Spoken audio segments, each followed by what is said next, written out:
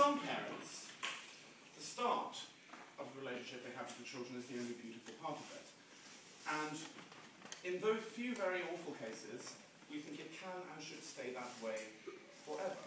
So, people with smartphones might want to get it out and Google something called the Ashley treatment. What is this?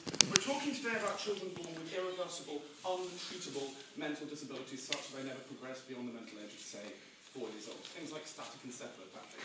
What the Ashley treatment does is completely halt the normal growth and aging process of that child.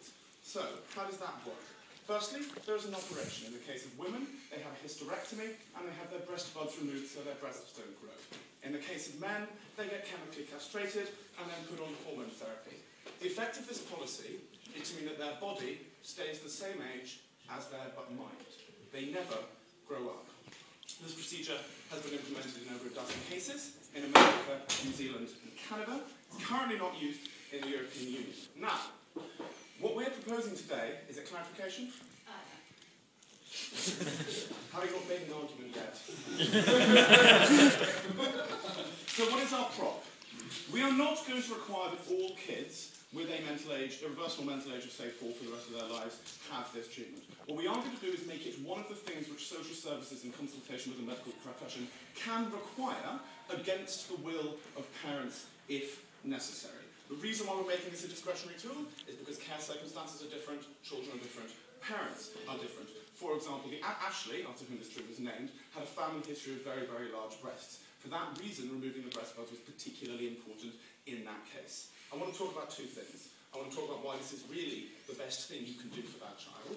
And secondly, I want to talk about why you can't let parents choose. So, why is it the best thing for this child? Firstly, because having to deal with someone with a mental age of 4 who has grown to be fully adult in body creates a huge set of avoidable physical problems. Almost all of these children end up being completely bedridden adults. They get bed sores. That leads to infections. They get respiratory disorders because they can't move that much. That leads to fluid in the lungs. They get a lack of muscular development because you can't give them exercise in the way you could if they stayed at the age they did. If they stay a child, you can give them physical exercise such that doesn't happen. No, thank you. Secondly, there's a small set of diseases which only occur in adults, which can't be diagnosed because these children will never be able to describe their symptoms to a doctor. Secondly, children are far easier for doctors to examine. More importantly, however, you avoid the whole host of sexual problems which ruin the lives of these people. Firstly, one of the most psychologically traumatic things that happens to particularly female children like this is what happens when they start to menstruate. They don't understand and cannot understand what happens to them. They bleed. They wake up covered in blood in the night coming out of them and they don't know what is going on and can't know what is going on. No, thank you. Secondly, sexual desire. Males in particular, but also females, often manifest in getting this. Again, they don't understand what's going on. This often manifests in frustration, trauma, and extremely violent behaviour. We can stop that. We also, notably, reduce the risk of them being sexually abused in future. I'm sure you all know that the amount of abuse for people who are mentally disabled in this country, indeed every country, is absolutely shocking. The way you make that not happen is remove secondary sexual characteristics. Emily. Okay.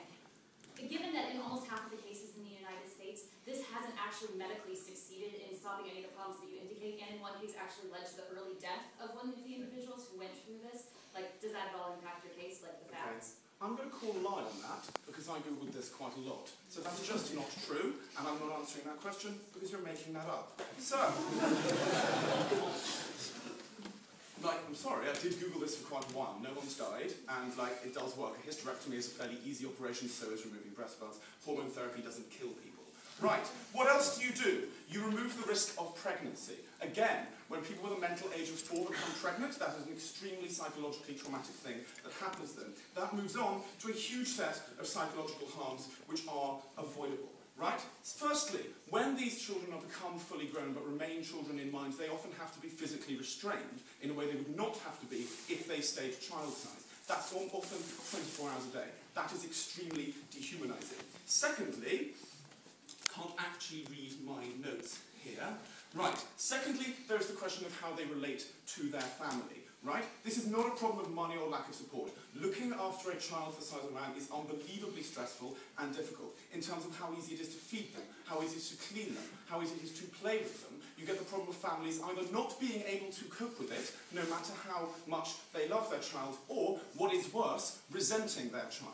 These things do not happen if the child stays that age. There is also the issue of social stigma. These people face bullying and ridicule when they go out when they are adults. If they stay children, they stay essentially covert, right? If they stay like that, people relate to them normally as you would expect them to, right? So, why do we not think that parents should make this choice? Because in general, I like parental choice, right? But I don't think it's overriding, I don't think that's controversial, right? We make children have blood transfusions, vaccinations, education, etc.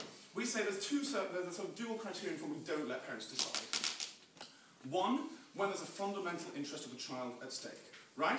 We think that that's pretty obviously at stake here, whether or not you allow this child to have a fulfilling life that is valuable to them, which they can cope with. And secondly, when parents are not competent to make this decision. Why don't we think they're competent to make this decision? Well, firstly, because, it is a bit gross, what I'm talking about, right? It is a bit Frankenstein. And that immediate emotive reaction to what's going on is one of the things that stops parents being able to competently assess whether or not it is in fact better for their child.